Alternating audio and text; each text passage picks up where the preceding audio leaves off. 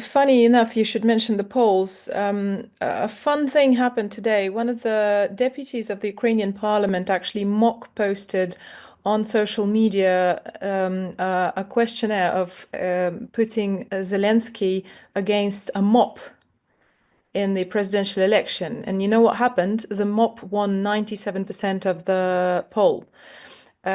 So President Trump right now is well, obviously we know him to be a very emotional person, and he's asking very valid questions. I mean, America did pay a lot of money, uh, pour a lot of money into this conflict. I think that President Zelensky, who's been trying to play hardball for the past several days, threatening, going as far as threatening to expose, where foreign troops are in Ukraine. He's kind of pouring oil into this fire. And, we'll wait and see what exactly is the end of this. But I do believe that whatever he's doing, Vladimir Zelensky is not helping his case right now.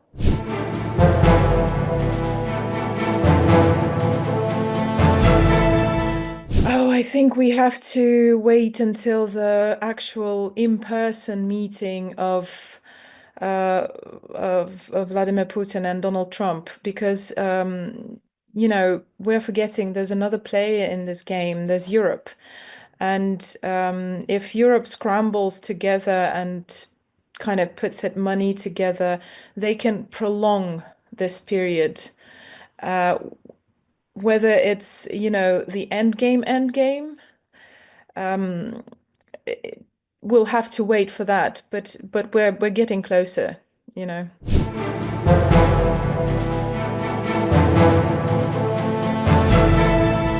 Well, look, the Russian leadership has been very there's been a very solid message since these talks happened. The president has come out today and said that this first meeting was about rebuilding trust between the two nations and that we can't solve anything without this trust. And this trust has been hurt by the previous administration massively.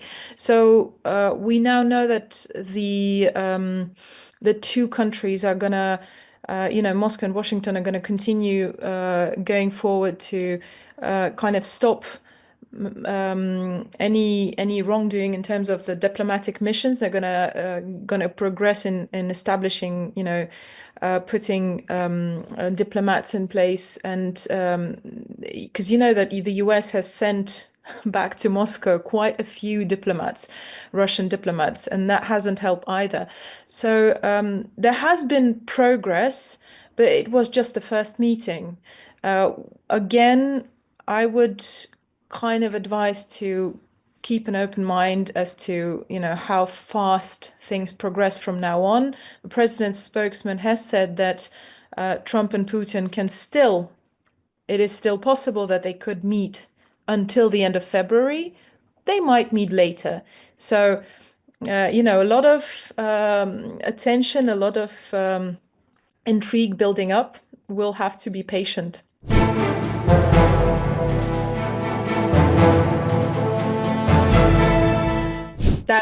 That is the president's spokesperson, Mr. Peskov, who said that. He said that it might. They're not excluding the possibility of it happening until the end of February, and it's just next week basically.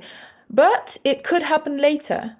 So right now, I would say that Moscow is kind of being a little bit cautious in this communication.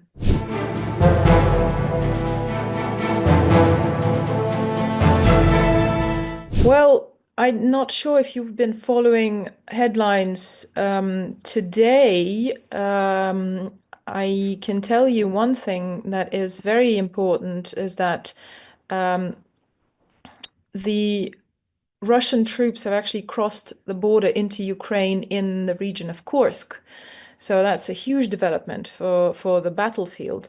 In terms of not having the country left and being close to not having a country, this is pure speculation, obviously. But in if we imagine the world where the US does not finance this conflict, you know, again, Europe can scramble some sort of aid, but it's not going to be able to replace the US financing completely. And once the flow of arms stops, is going to be a very different conflict.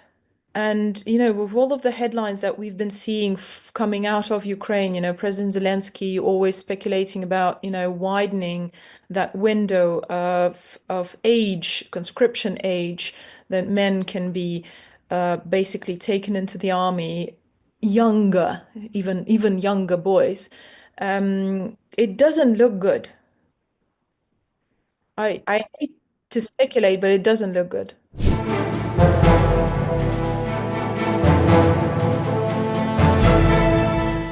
I think that American media, when we talk about American media, we need to understand that a media market in the US is something quite unique, being that almost 90% of the media market is actually left wing. So it's very anti-government when it comes to a Republican president and a Republican government being in place. I think they will spin any idea if they see that they can yield dividends in terms of kind of swaying the public away from supporting the current government. So I would maybe divide every report about the Trump administration that comes out of left-wing media by 10. And that would be a fair assumption of how much truth there is to it. But it is, it's not a far kind of assumptions when he has been very clear about saying that he considers China to be the biggest threat to the US.